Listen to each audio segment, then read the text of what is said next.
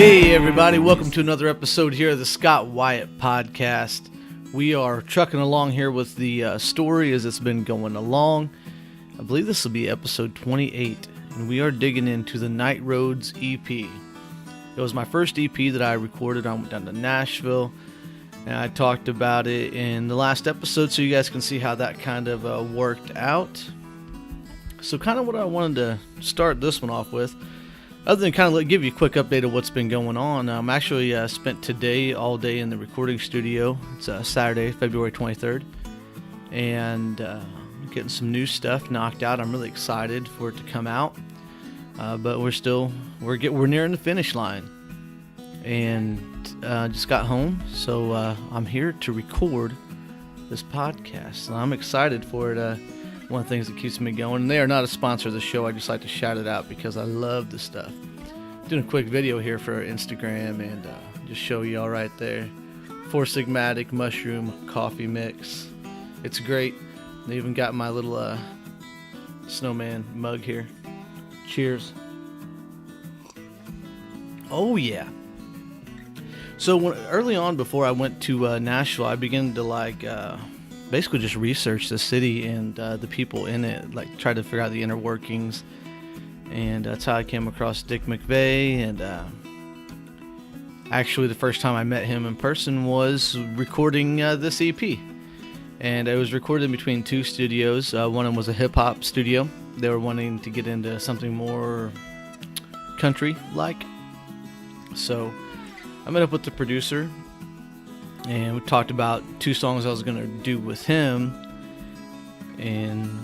or three songs, that's right. But just for this episode, we're going to be going over two songs, Night Roads and Dreamin' the Girl. And I'm going to listen along, and you guys will hear it in the background. So if you're watching the video form of this, you won't be hearing the music of it. But just use your imagination with me, folks. But we're going to dive right on here to Night Roads. This song actually was originally going to be the next Midwest Avenue song from my old band before we broke up. Wrote it for that and liked the song so much that it worked its way onto this EP. It was initially not going to be I didn't anticipate it doing what it did for me in the beginning. It was definitely probably the first song that people had heard of Scott Wyatt. So yeah, we're going to fire it up here. And I am going to say one thing. Originally, the track did not have this awesome lead guitar track you hear on there that everybody that's heard the song knows. The whole lead guitar and the whole thing. A lot of people think it was me playing. It wasn't. It was the producer. It was about 2 nights after I was in there. He sent me some mix downs and was like, "What do you think about this?" And I was like, "Oh, it sounds great." It was just what I knew that we had recorded. And then he shot me another email. He goes, "Hey, I've been messing around. Check this out." And it was him playing this lead guitar track over the song. And I was like, that's gotta stay. So, yeah, you're going to hear him rocking on the guitar in the beginning of this. And I'm going to get it going here. Just kind of talk you through the song. One thing off the bat that kicks in my head is you hear a bass drum sound. Dun, dun, dun. That is actually not a bass drum. I had the wild idea whenever we got in there. I was like, is there any way that you can mic my foot? So again, this was all recorded live, aside from the tambourine part. So they put a microphone on the floor, on this, as low as the stand would go, right by my right foot, and we started playing. So that bass drum, that kick you hear, dunk, dunk, dunk, the low thump, that is actually just me stomping on the floor while I'm playing, tapping my foot rather hard just to make sure it goes through. And at the time, the producer had just had a baby, and so in the studio he had a bunch of little kid instruments, and one of them was a tambourine. And while we were listening back to what I'd recorded, I was playing this little kid's tambourine while I was listening to the song Night Roads, and he's like, "You should put that on there," because there wasn't an actual tambourine in the studio, so that we used this little bitty toy tambourine. It was maybe about 2.5 inches diameter, and it worked out. We also used it on Manny the Drinking Man, which will be on tomorrow's episode. I got my hat down low. And a lot of the arrangement of this song I had already written, and my dad had a couple ideas. The little break after the first chorus where it kind of stops for a second and comes back in. That was my dad's idea, and I still play it like that to this day, and that's how I recorded it, folks. Oh, another thing on the chorus. I'm gonna find a piece of Night Roots, and it says, "Do a little bit more of my thing. It worked then, hell, it'll work now."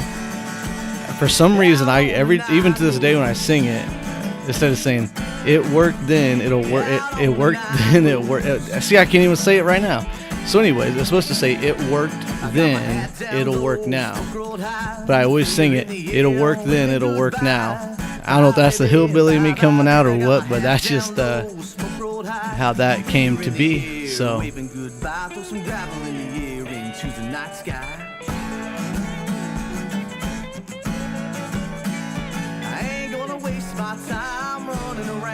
That lead guitar track is still the sweetest thing.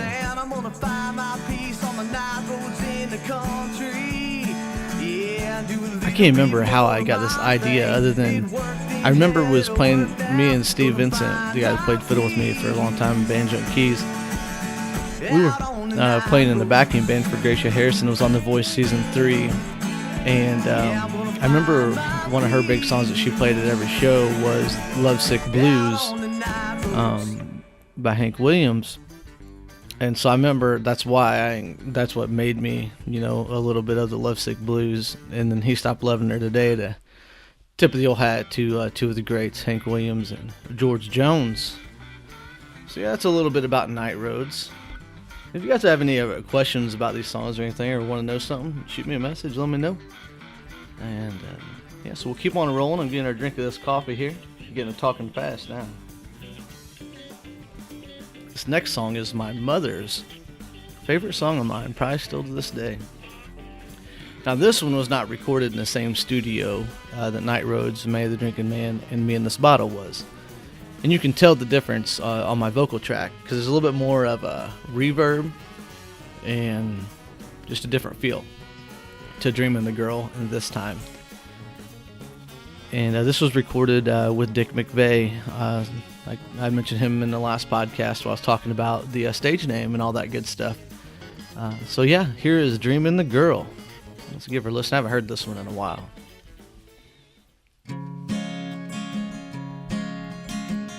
Oh yeah, I actually played this song even lower than what I ended up singing in, 2 keys lower, and it was Dick's idea to bump it up 2 steps, and it worked out.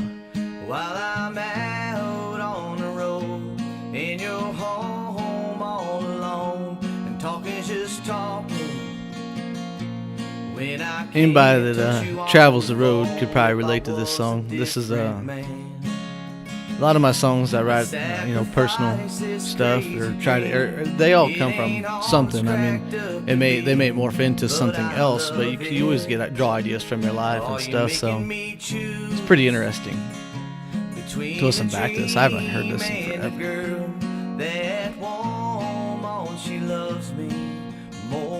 And I believe I wrote this song while I was in Midwest Avenue still.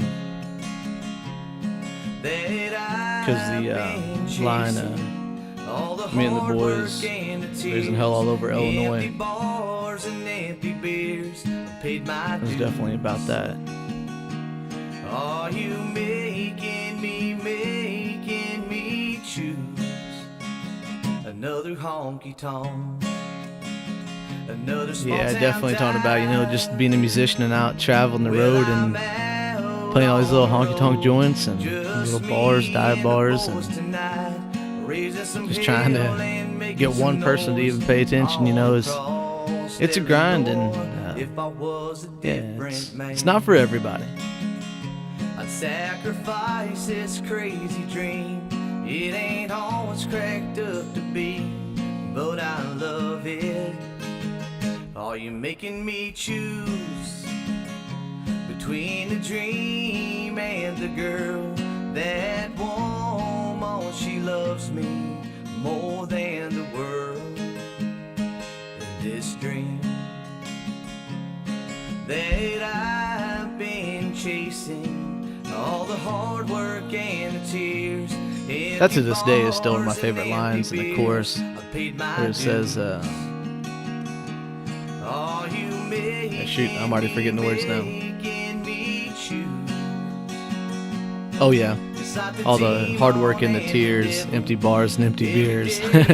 I was listening to Granger Smith's podcast earlier in the week, and he was talking about, his start and stuff, and heck, first 10 years almost, or 5, whatever it was, playing for sometimes 12 people or less, and it's definitely the truth. If you listen back to the Midwest Avenue episodes, you'll hear me talk a lot about some of our shows where playing right in the middle of like the big city, and maybe 1, 2, 3, 4 people show up, but you still gotta go and do it because them people are there, even if they're there not to hear you.